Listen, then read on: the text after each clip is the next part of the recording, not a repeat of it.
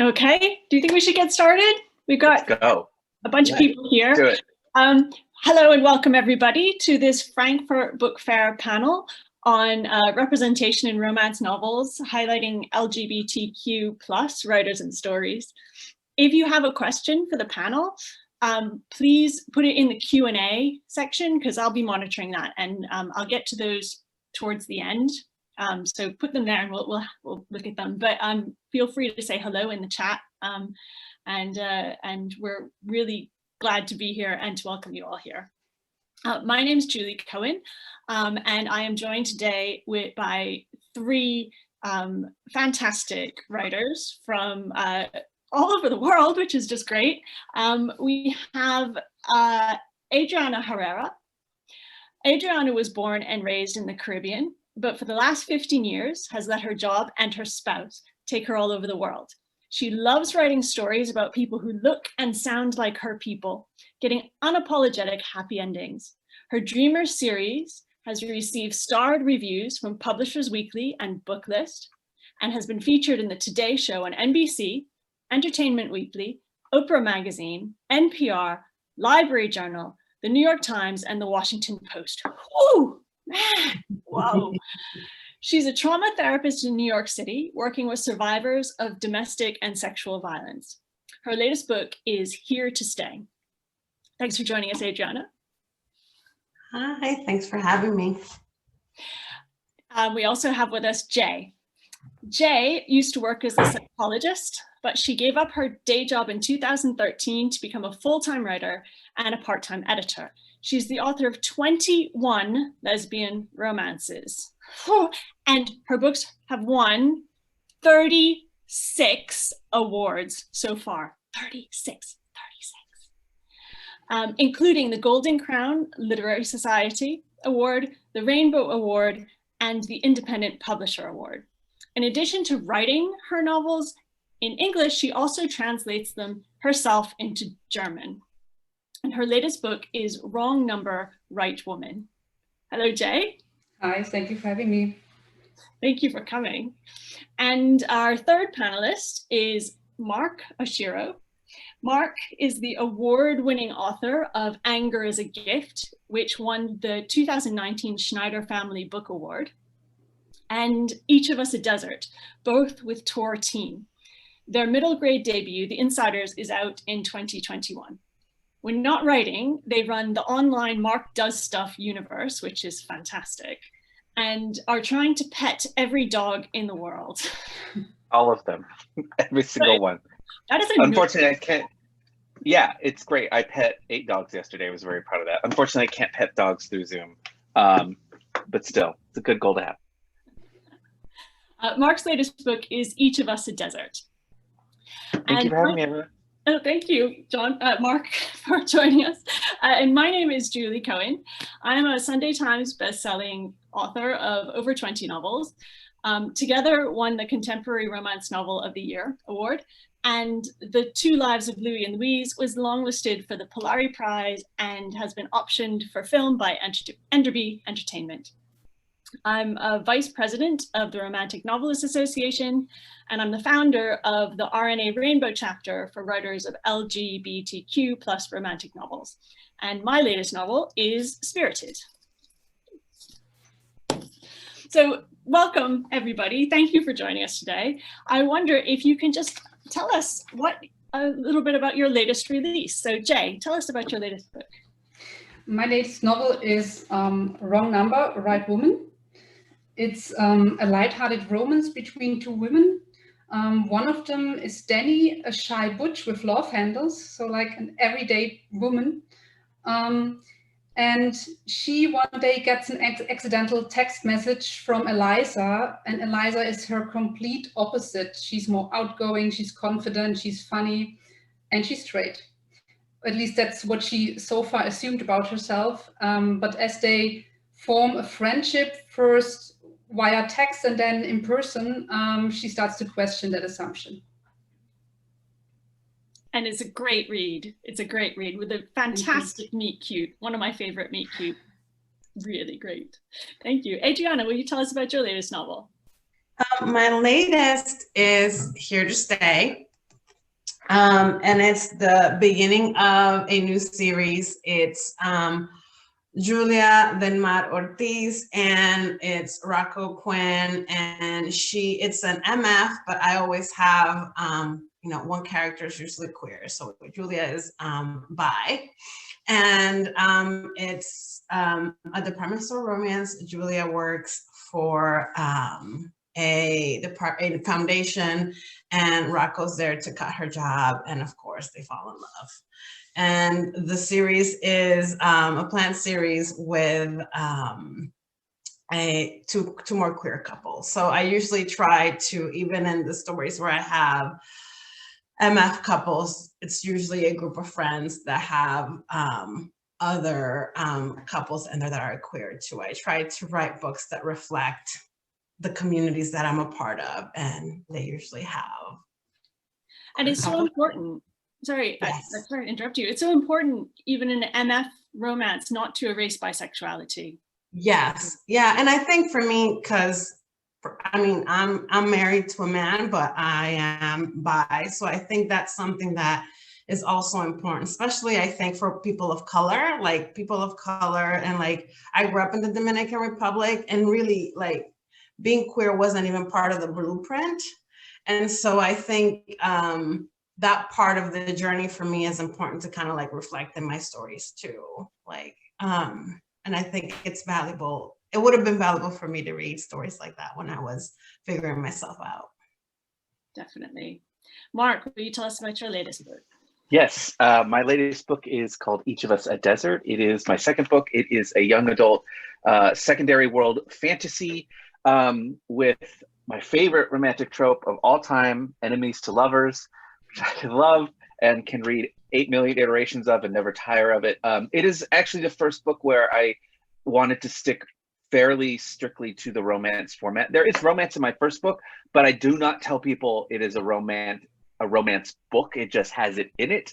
For spoiler reasons I will not get into, but I feel that if you're writing in the romance space, if you bill your book as a romance, you kind of got to stick that happy ever after. You kind of have to have that element in there, which is an interesting thing to like talk about a book and be very upfront about that. But in this one, the two girls who are a part of this romance, that was always an intentional thing. I wanted them to come from this place where neither of them understood one another. And my favorite thing about enemies to lovers is people who, it's like when you're talking about your book, Jay, it's that thing where you're like, they shouldn't belong together. There's no reason that they should be talking, and then discovering the reasons why they relate to one another, they see each other in one another or whatnot, and then how that develops.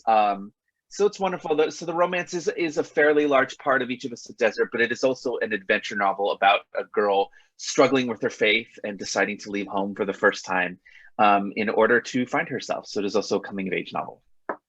Thank you. And I love the enemies to lovers trope, and I thought it was really well done here. In fact, when I started reading it, I was like, wait, is that the love relationship between them? Because they hate each other. And mortal enemies. Like, I wanted to make it very clear, like at the beginning, that even if you knew it was enemies to lovers, you were like, oh no, there's no way that this can happen. And then how do you peel back the layers and sell it to the reader that actually, yes, this should happen.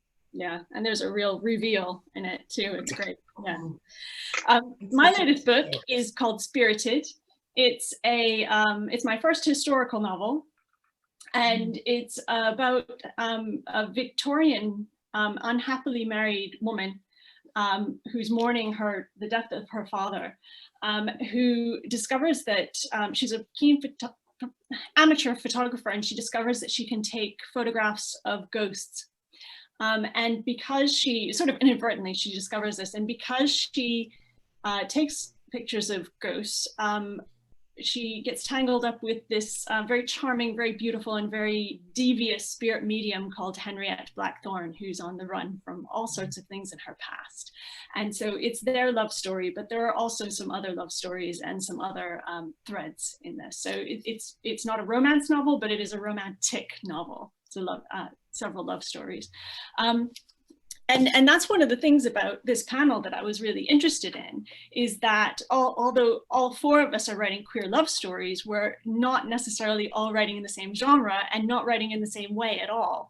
And it really showcases the breadth and diversity of stories about queer characters falling in love with each other. So what genre would you say that you write in, and who is your audience? Adriana. I read adult romance, and that's like where I'm at. And I would say when I began, like, okay, I'm gonna write books now. And when I began writing books, I've been a lifelong reader of romance. I'm a voracious reader. I read a lot of YA, but like romance has always been like my comfort read place. But I had never read a queer Dominican protagonist. Like in, 20 plus years of reading romance, like literally thousands. And so my goal was, or what I wanted to do, was to write books for people like me where they see themselves reflected in it. And I wanted to write like queer communities of color. Like my first series, The Dreamers, it's 4 best friends. They're all queer men in New York City, and their larger community is, there's trans characters who are Latinx, Afro-Latinx specifically. So I think my audience is people who are looking for books that where being queer is like normalized, like it's just life, where there's not a struggle, where I don't have to break my characters who are Black or queer for them to get a happy ever after. Like, of course, I write realistic romance. I usually have social justice themes in my books, but I don't rely on trauma of my characters to like bring the happy ending. So it's more about like our joy and like proposing that we get a happily ever after and a walk into the sunset without having to like be broken in the process. What a contrast with your book, Mark. But it's interesting too, because I also like a big guiding force is Anger is a Gift. My first novel has a romance in it, is a book about police violence and trauma, and talking about being a queer person of color as a teenager in the United States, which is a very specific experience. And then even more specific based on, what group you belong to under that umbrella. But with Each of Us a Desert, while there are some upsetting things in it, like I was also thinking of it like Adriana is, where I'm like, I want there to be happiness, and I want to be able to write a romance where 2 characters get to fall in love. And at no point throughout the novel is homophobia or transphobia an issue. The God of the Each of Us a Desert world is not gendered, and everyone refers to it. Sort of like in traditional Christianity here in America, if you refer to God, you use he or him, and it's capitalized. Well, in this one, it's they, them, and it's capitalized. There are multiple people throughout the book who also use gender neutral pronouns. And I also got to play with Spanish, and because boy, there's a gendered language that's real hard to write when you're trying to write not gendering people.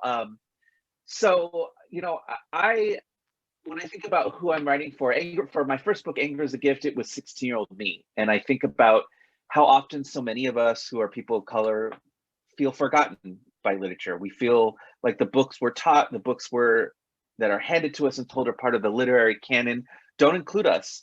And so, like Adriana, I center queer people of color in literally all of my stories. They're always the protagonist, they're always the center of it.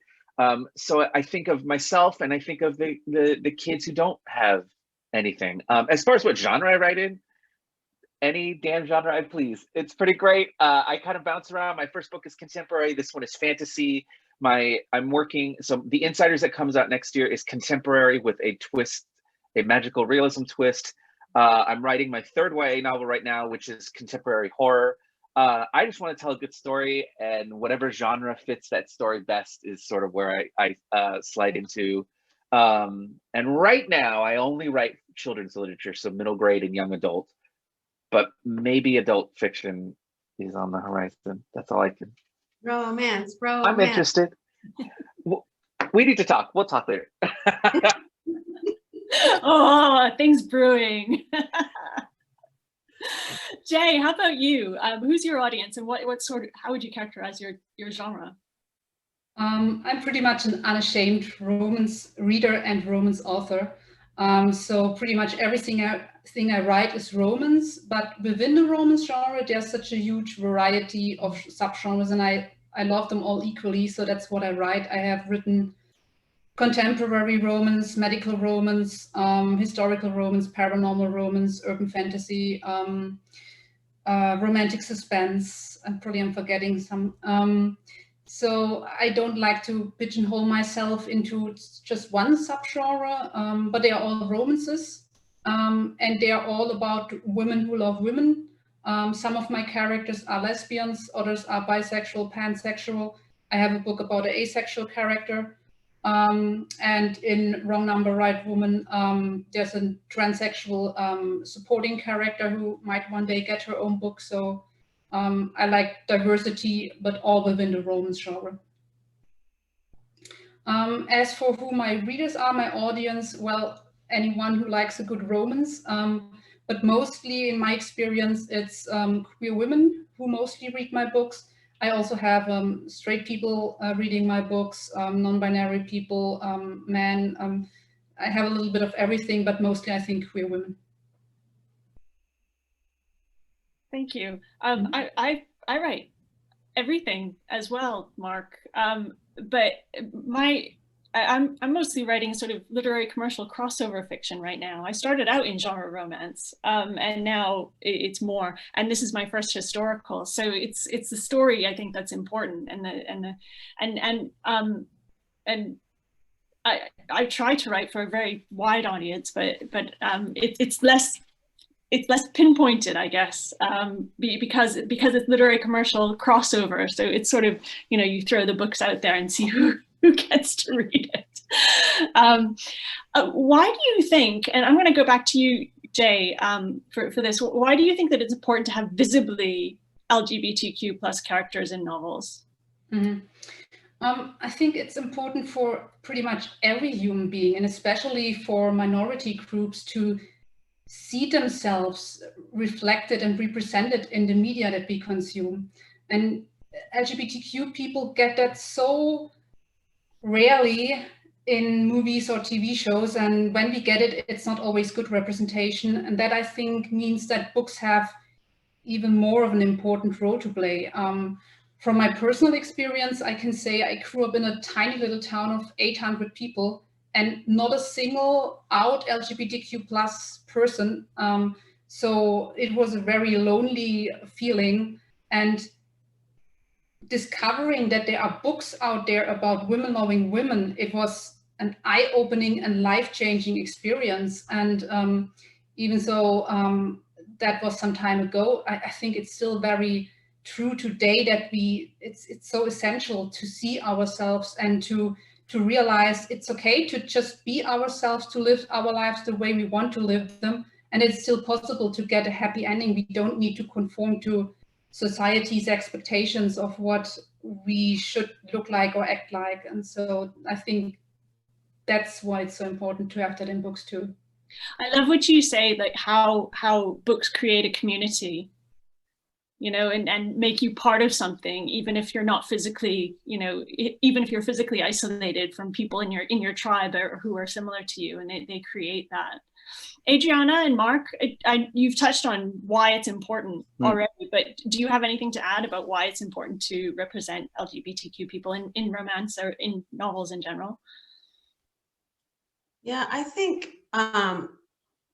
pretty much like what Jay said. I think, and Mark said this before, it's specifically like the intersections, right? I think for us, people who are living at the intersections of various marginalized identities, it's so rare for us to see ourselves in renderings of our lives that look like our experience. So I think that's why Own Voices is so important. Like I was on another panel with Mark a few weeks ago, and I mentioned specifically about each of us a desert, that book would have, I read YA sometimes, like I read Elizabeth Acevedo and other books, and I think I wish I would have had this book, when I was that age. And I could have this as something that I could be. And that is powerful. And also as an adult, discovering queer romance to me was also like huge. It was such a powerful thing to read people that have these feelings, that have these struggles, that have these like inner conflicts, and know that there's other people like have those same experiences as me, even though they're not like an Afro-Latina woman. So that piece of it, it's like that being able to see yourself reflected when you rarely get to see joyful, realistic respectful renderings of who you are.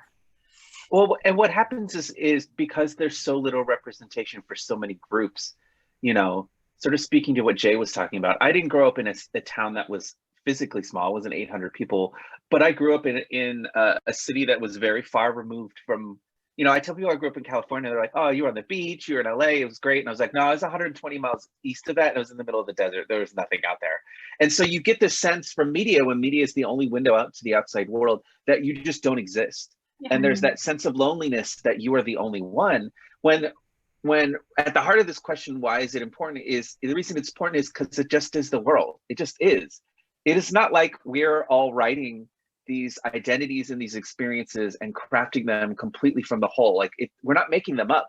There are queer people and have been queer people for thousands of years. We're just finally getting them in a little bit of the spotlight. And so I think it's important for that potential to show people you can live your true self out and loud and proud and find happiness and find love, find partnership, find companionship, whatever, you know, iteration of the thing that you desire is, because not all relationships are romantic either. I know this is a romance panel, but I'm glad you also brought up having an ace character, Jay, because that's a thing that a lot of us have to unlearn, that like a romantic pairing is the end result. And you have to have love, you have to have romance, you have to have sexual attraction.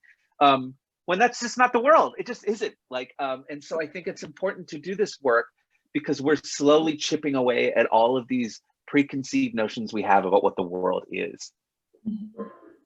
And also what I really like about what all of you said, and which is true of me as well, is you sort of write the book that you always wanted to read, you know, and that maybe you never found. And so it's very powerful, isn't it? And you know, and hoping that will then reach someone who is like you or was, you know, the way that you were. I think it's quite amazing. I'm gonna switch. I'm gonna go to, because I know I gave you a list of questions. I'm actually gonna skip one because I think you're just answering my questions like already because they're so good. But I'm gonna go with this one. Some people think that politics don't belong in commercial genre novels. That people read. The books that people read for pleasure should be pure escapism and not deal with thornier issues like identity or sexuality or gender and race. I think I know what your response to that is, but why don't you tell us? I'll go first. Let's go. I'll jump on this one. I think when it comes down to like preference, like what kind of book a person prefers, I mean, I tend to like books that are very thorny, that are very difficult, that are very challenging. But even saying that, I have moments where I'm like, I need a book where it's all fluff the whole time. Like the highest stakes is I don't know what to put on my sandwich. Like that, sometimes I want a show or a book where that's it. So I think this question has less to do about that preference, because we all have preferences at different times in our life or whatnot. But there is certainly this stigma around, you know, particularly as queer people, and then in the case of me, Adriana, like the intersection of race and queerness, of like, what are the stories we're supposed to write? I say all of this knowing that the only way I got a book deal was finally writing about the struggle. I don't talk about it often. I had other books before Inga's a Gift. And my first book was very romantic and pretty lighthearted. And like, there was some conflict, but it wasn't that intense. It was not about racism or homophobia or anything. And for many years, it was, why would we already have a book like this? We don't need another one, which is funny because publishing will often publish the same book 7,000 times. But just because I wrote it, suddenly it's too much like the others or whatnot. And so you know, I think about that a lot, that I had to write a book about police brutality, that is about conflict, that is about strife. And that was the thing that finally got me an agent, that got me published or whatnot. And so that being said, I just really like writing stories that are questions about the world, that grapple with what it means to be who you are. I think a lot of it has to do with my upbringing. You know, I did not grow up in a gay friendly world. I just didn't, you know. I turn 37 next week. So I grew up in the 80s and the 90s, and growing up in the middle of the desert, in the middle of nowhere, as a closeted queer kid was a nightmare. And so I think my stories are always going to grapple with that nightmare in some way. But that doesn't mean that there can't be joy, that there can't be happiness, that there can't be all of these other things. You know, Each of Us a Desert is a very challenging read, I think. That being said, like, getting to write this unabashed romance was so freeing. And I think about how much joy I had writing like the last 100 pages of the book, when all of these threads come together and these two characters come together, and there is something just wonderfully rejuvenating about that. So I'm of two minds of it. I think that there are times when all of us need a break from the world, and I'll go to my fluffy romance reads and enjoy those. But there are also so many of us who are doing our best to grapple with what it means to be in the world, and fiction is a great way to do that. Yeah. Jay, Yeah. how about you? I completely agree with what Mark said. I think we need both. I mean, in MF romance, we have the whole variety of books to choose from, and we should have the same when it comes to MM romance, FF romance, and any other queer romance, because, like, look at this year, you know, with so many depressing things going on, and a lot of romance readers are reading for the escape, and they don't always want to deal with the same stuff they see on TV, in the news. So they should have their fluffy books, and they should have their lighthearted reads. But at the same time, we also need the books that tackle the difficult social issues. And personally, I also think it's not necessarily an either-or situation, because, I mean, I write only romances, nothing else. But a romance, at its core, it's a book about relationships, and that automatically includes all the social issues. If you write about LGBTQ characters, they are already included in the character background. And that doesn't have to mean that the story is about homophobia or sexism or gender expectations or anything like that. But there will be a scene where it's, even if it's dealt with in a lighthearted way, like in Wrong Number, Right Woman. I have a scene in which Danny, who is more butch presenting, she is mistaken for a man, so she struggles with society's assumption of what is a woman supposed to act like and to look like. And it's still a very lighthearted book, so I personally think it's not always an either-or thing. I love that point. As one of my things about being in Romantic Novelists Association is people say, oh, you're writing fluff, you're writing. That's not true. These stories are about real, they're escapist, but just because something's escapist doesn't mean that it isn't about real life, and that it doesn't touch the deeper issues. And the relationships we choose to have in our lives are the most important part of our lives. It touches every single thing about us. I'm very passionate about that. Adriana. Yeah, no, I'm just like agreeing. But I have a social justice, part of what I do is it's like I write about social justice themes, because I think, my work in my day job is very connected to social justice issues. And I don't think it's respectful to the experience of the people that I'm centering in my books, who are Afro-Latinx immigrants, to not reflect the reality of their lives. And it's, again, that point, it doesn't have to be either or. It doesn't mean that just because it's hard out here for an immigrant these days in the United States of America, it doesn't mean that people can't fall in love, that people can't be other things than just their, that thing in their life that's like hard or problematic. Like one of the third book in my Dreamers series, American Love Story, is, you know, it's two men.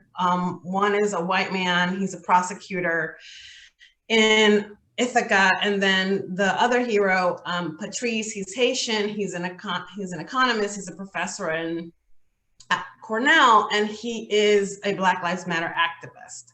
And so the thrust of the relationship, and not the thrust in the fun way, is that in the town there begin to be racially motivated police stops, and these stops are escalating in the gravity of how they're happening, and Patrice and Easton are at odds. And Easton is a good guy. He understands this is not good. He pretty much like thinks he understands systemic racism, but he has to change his own sense of what it means to be an ally, and understand that for you to truly be an ally, you have to have your skin in the game. And Patrice has to learn to chill out, because like I have to reflect like the toll it takes on a person to be an activist, and the racial trauma that like a person carries, a Black man in America carries, right? And it's the hottest book I've written. Like their chemistry is amazing. It's really romantic, and they have, you know, the sex is like super steamy, and it's still like I still tried to unpack what a relationship like that would look like. So I think it's like the choice I make is to write Afro-Latinx people falling in love in this world. And I think it's always gonna be some element of it. Like I write about Black women falling in love with white men. And in this world, with the way that the Black women's bodies have been commodified, like I have to think about power structures and power dynamics and positionality and how they walk in the world, as opposed to this white man that they're falling in love with, how they walk in the world. White man, he's upright and breathing, and that gives him already more power than my heroine. And she could be literally the president of the United States of America. So it's like, we have to think about those things when we write about marginalized people. It's just like in the work of crafting the stories. Yeah, and there's no defaults. You know, there's no book that's just about people that don't.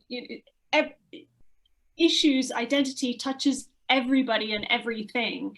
You know, there's no just plain old. So I love your answers. I'm nodding so much. It's just great to listen to you all. I'm going to take it away. We have a lot more to talk about this with issues and writing queer characters, but we just got a question in the Q&A, which is just something that I think every writer should answer. So it's from Victoria.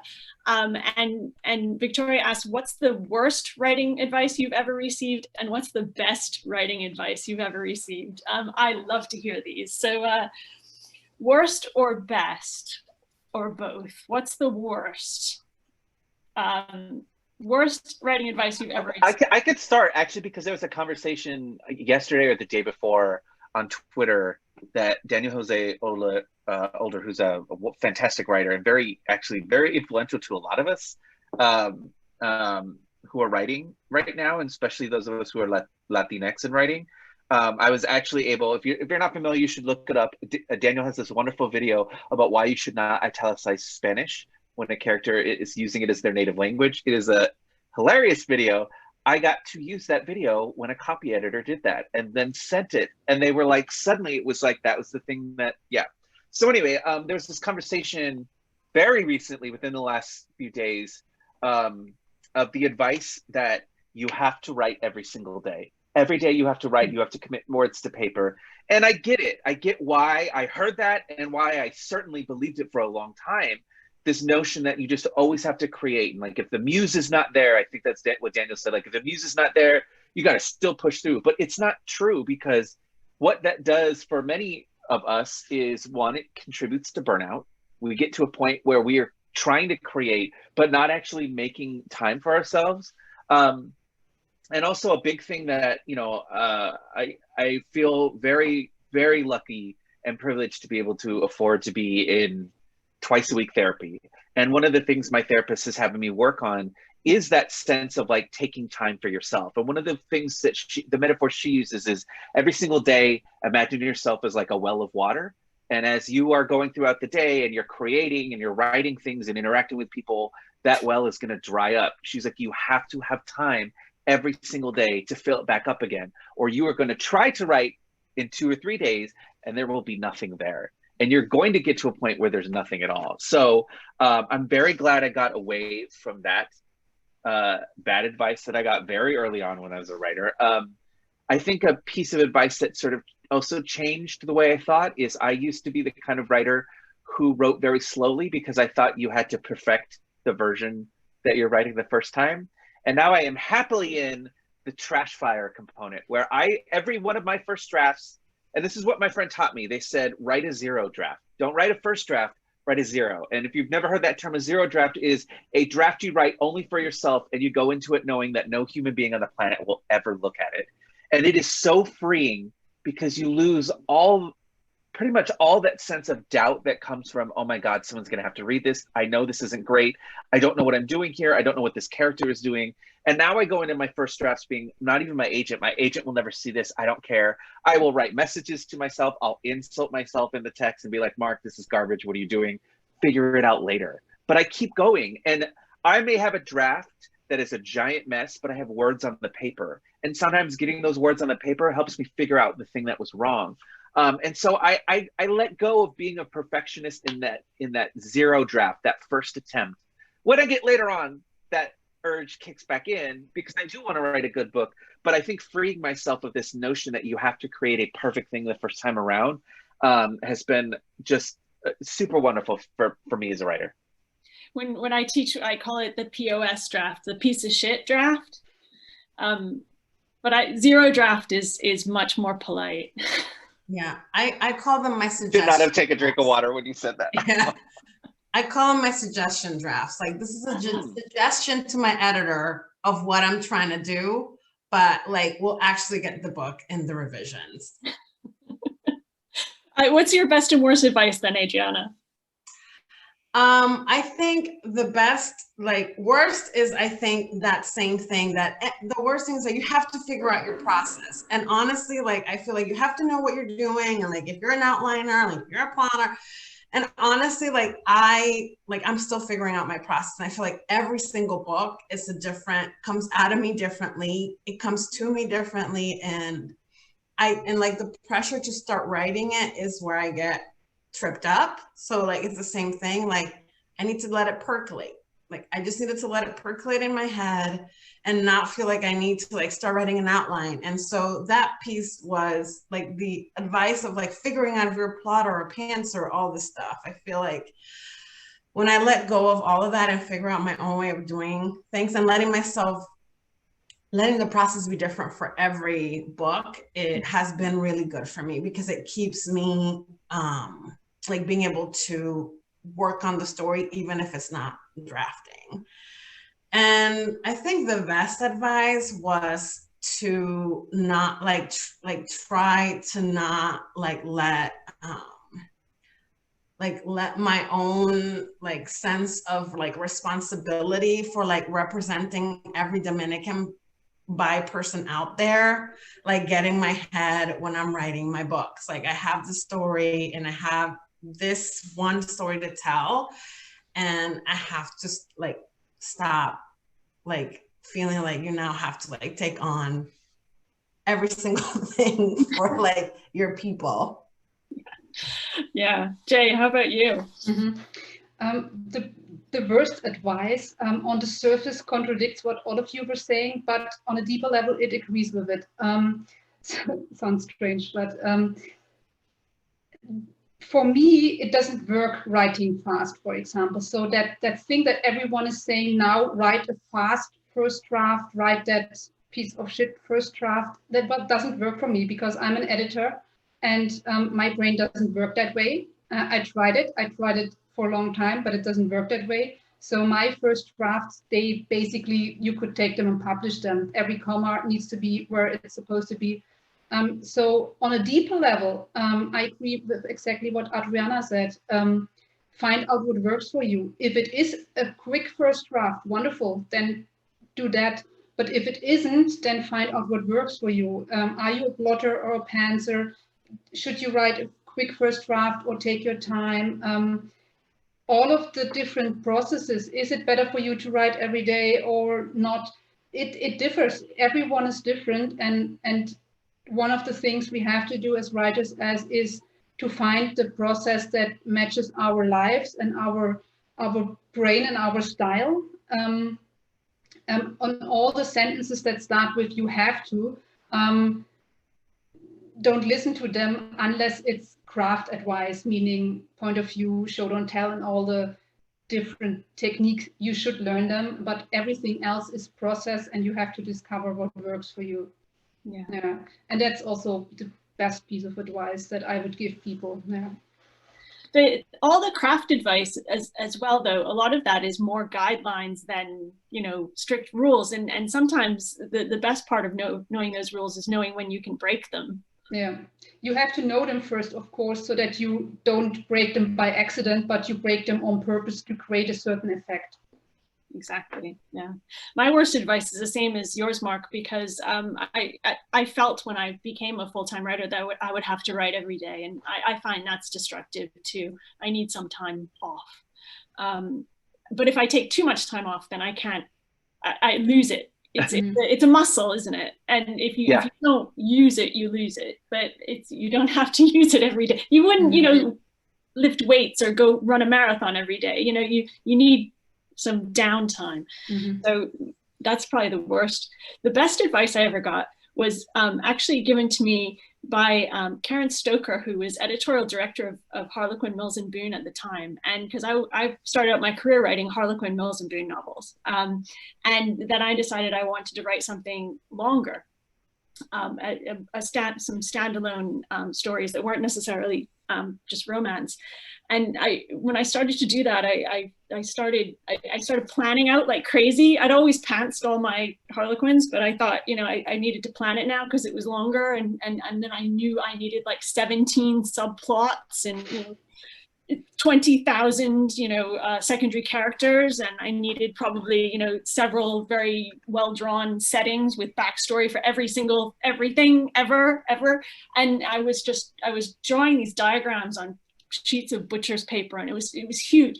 And I ran into Karen at a party, and she was standing outside, and I turned. She said, "How's it going, Julie? You know, writing your longer novel?" And I said, "Karen, it's a nightmare. I don't know what to do. It's a mess. It's just this big tangled mess. It's so much, you know, not easier, but it's so much clearer to write a story about one couple getting together." And she said, "Julie, here's the thing. Don't go more, go deeper." And that transformed my writing utterly, because I realized I didn't have to go out. I just had to go in farther into what they thought. And that I remember that every single day I write. Thank you for letting me tell that story. I love it too, because I think I think this is also very relevant to our conversation about representation as well. I'm gonna like terribly paraphrase this, but Kat Valenti, who's a fantastic speculative fiction writer, I was on a panel with her once at a convention. Remember those? Remember when we got to be in person? But she gave this beautiful metaphor about how we all construct our novels. And since I'm not in person, we can all do this now. If we are on a screen or you're on a phone, think of the screen that you're looking at right now as a frame, and everything that's happening right now. So let's say I'm looking at Julie, and I see Julie there with their wonderful lipstick, and then we've got the lamp in the background, and we can see the curtain. But guess what? There are things outside that frame that we can't see. And so when you're constructing a book, we have to consciously and then also unconsciously decide what is inside that frame and what are the things that we don't talk about. And when I had this struggle too with both of my novels, which is I have so many, I like big casts a lot. I love having so many different characters from all these different things or from these different places. But every time I've turned in a book, my editor is just like, hey, could you have 500% less named people? Because it's a lot. There's just so many. But she gave an advice that is like very similar to that, which is, if you're painting a picture, you don't need to paint the stuff outside of the frame, which reminded me of Kat Valenti's comments about that too. It's like, it's just, where do you add detail? Where do you delve in? Who gets the buttons on the jacket in a painting versus who's further in the background, and you can just sort of tell what kind of clothing they're wearing. And it was, weirdly similar to that advice, but it helps so much to think about when you're constructing a novel-length story. Well, just where do I focus? What is the core of the story? There can be other threads and other tales and whatnot, but what the core of it still has to be the thing that is deep and detailed.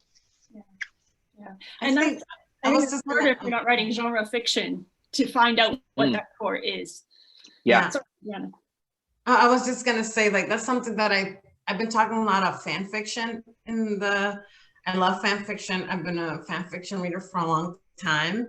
And I think that's why fan fiction works so well for so many people go back to it, because like you get to like an archetype or two characters and people just go back in to those two people and like really like drill in. Like one of my favorite ships is Ducky. It's Bucky Barnes and Steve Rogers from the Marvel universe. And I think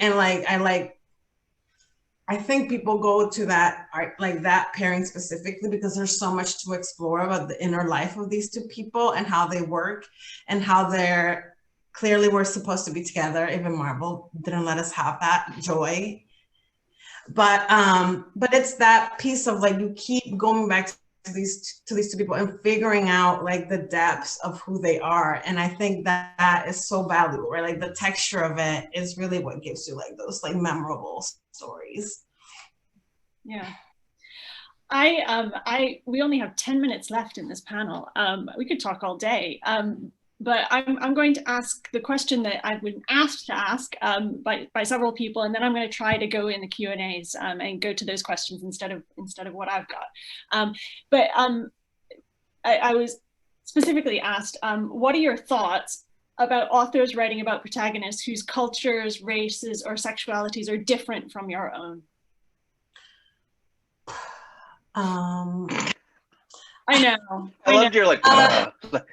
Here's the thing. I don't believe in policing people for what they want to write. Like I don't think it's useful, and I don't think it's where we I don't think it's where the conversation needs to be.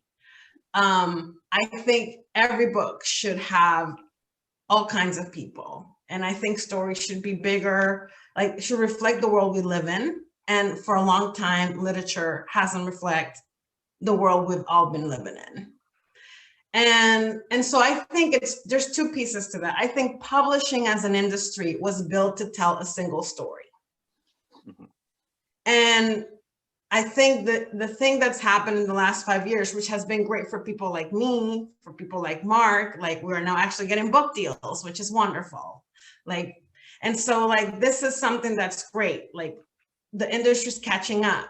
But the issue is, part of it is like the industry itself has to like, it's like a ship, and it's just like trying to like bring us on board as opposed to make space for us. It's structurally like the vessel needs to change. And so that's one thing. And then there's people wanting to write stories, and they also have to adjust their own sense of why. Like, are you writing more diversity because you feel like you don't want to get dragged on Twitter? Or are you writing a Black character in this story because it makes sense for you as you see the world? And I think that's the piece. Like, is your world, like your own personal world, the world that you understand and see, a world where a person like that is a whole human being? Or is your sense of what Black queer people are like what you see on TV?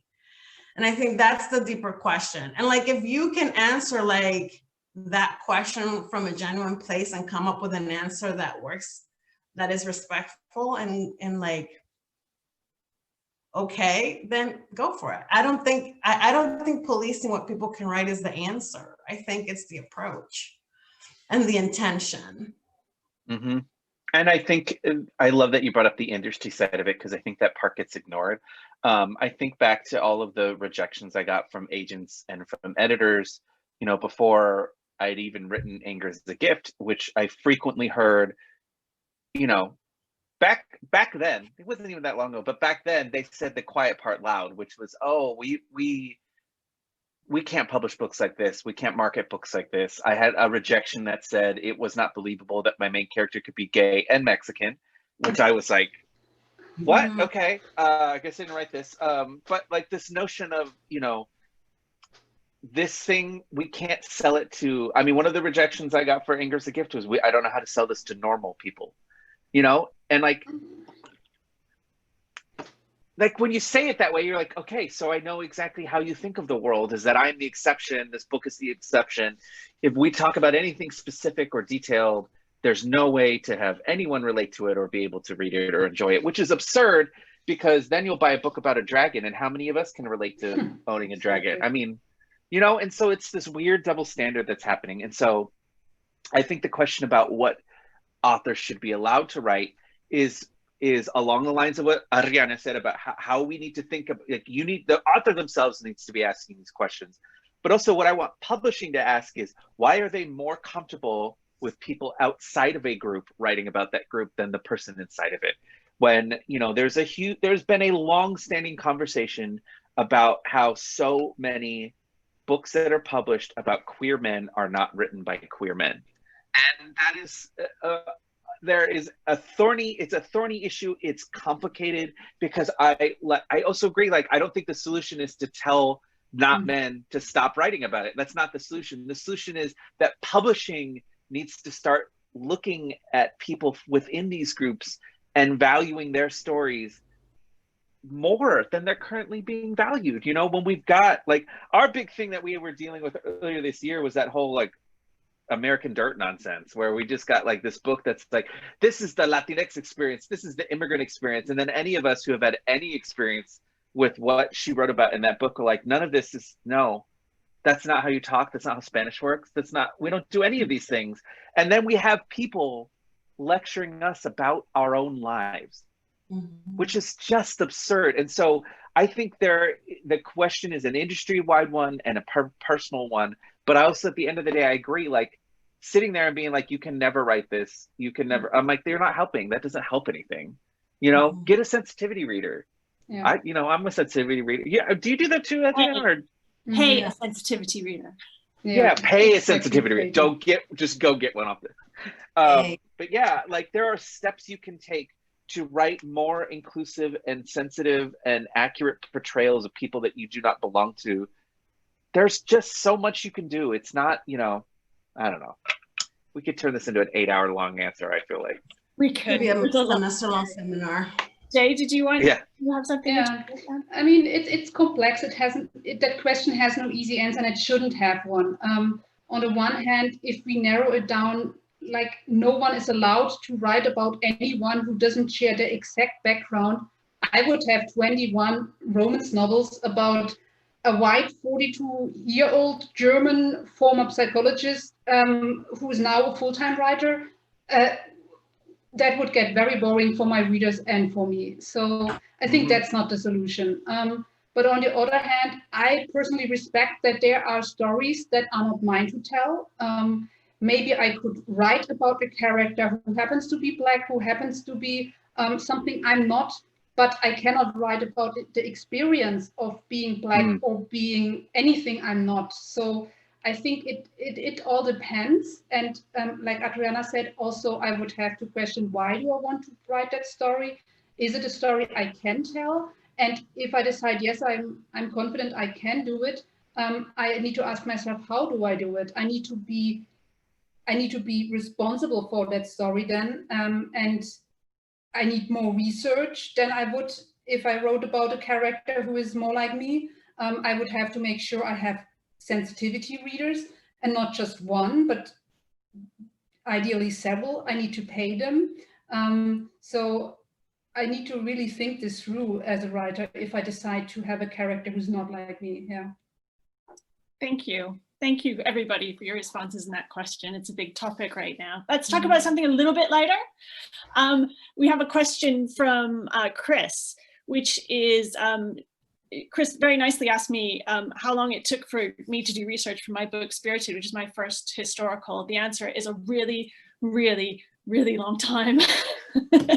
Like actually years, because spirit photography is something that I've been interested in for most of my life. So I've been doing little bits of research for a very long time. But for this, I would say that the research took a lot longer than the actual writing of the novel, which is, I was scared, but it was actually really fun to do the research. But Chris's other question is for everybody, which is, when do you know what will be the title of your book? Is it before you start writing, in the middle of writing, or when the book is finished?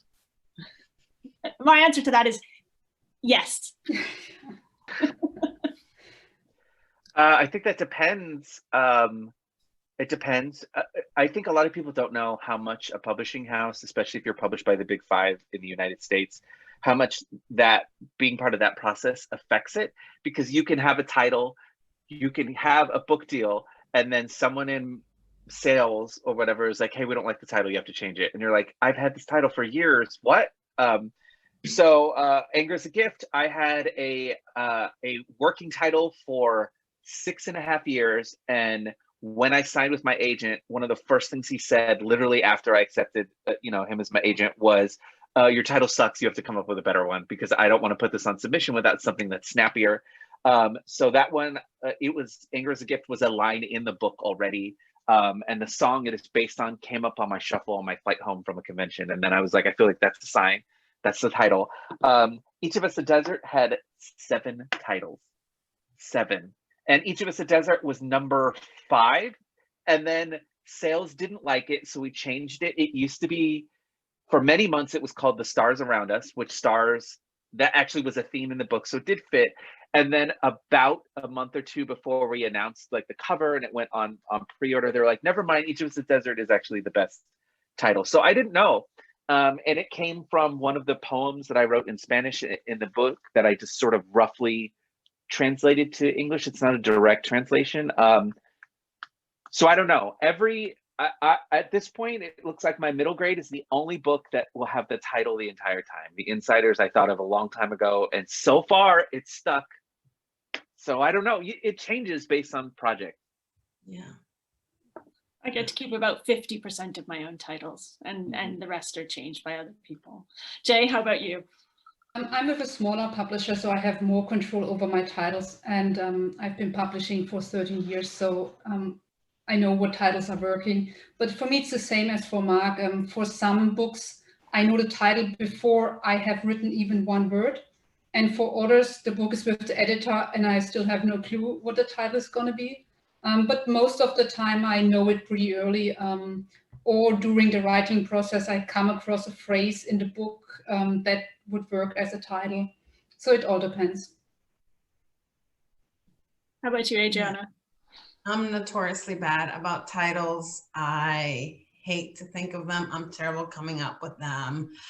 My editor, thankfully, is very good at titles, because if not, it would be a struggle. I'm just like bad at them. Like I come up with like really bad titles. Like He Kissed Her. Like that's my title.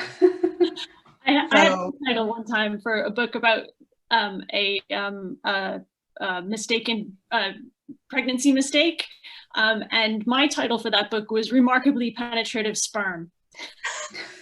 That's the title I would come up with. It's a good title, right? It does what it says on the tin. Yeah, it's pretty good. We have 2 more questions from the audience. So even though we're a little bit over time, I'm going to ask those 2 questions. So just quick answers. Carmen asked, what's the worst archetype of LGBTQ plus writing that you try to avoid falling into? But you know what? I want to keep everything really positive. So I'm sorry, Carmen, I'm going to throw it, I'm going to flip your question around, which is, what's your favorite trope or archetype of queer romance? What's the thing you like the best? Gay himbos. It's my favorite thing in the world. I just love someone, just especially writing. I just wrote, is in a book, my first gay himbo, which is, if you're not familiar, it is a character who is just special and simple and pure and joyous and just you know, is operating on a different wavelength. And the thing is there's no malice in it. There's no, you know, infantilizing them. It's just like we all have or know someone like that where you're just like, how have you survived this long? I don't understand how you're even alive anymore. And yet I want to protect you with every bit of my energy and time I'm devoted into you until all time. So that's an archetype. I'm now at a point where I think I want a himbo in every single one of my books. I just love them so much. Jay, how about you? My favorite trope, I would say, is slow burn romances. I love that process of the characters really getting to know each other and not jumping into bed on page 2 and getting married on page 3. So yeah, slow burn. Adriana? I mean, I think like this is like particularly to like queer people. I just like this trope. I like the grumpy sunshine, like a really like grumpy person, like curmudgeon with like a person that like is like skips and like is like a positive penny. Like I like that kind of like interaction, that dynamic really works for me. So I think that one's probably like, I just like a really grumpy woman who's like not here for your BS, and someone that's like just like, but I just like you.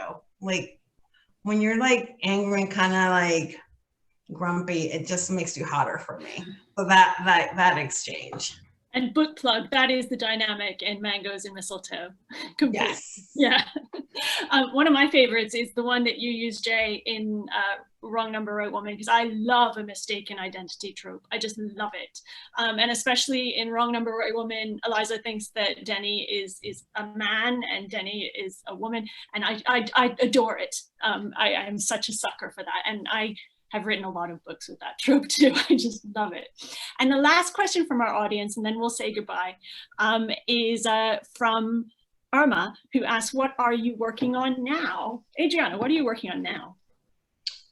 Right now, I am working on a category romance for Harlequin it's a new series called Zambrano Studios, and it's a Dominican family who owns a telenovela studio, and their lives are more dramatic than the telenovelas they produce. So it's a hot mess, like embezzlement, fake paternity tests, like drunk fights at the cloisters, just everything you would expect from Dominican people with too much money. And I don't know, a lot of champagne available. Fantastic. So that's what I'm working on. Mark, what are you working on? So this past Sunday, literally like 4 days ago, I turned in the last round of edits on The Insiders, which is my middle grade debut.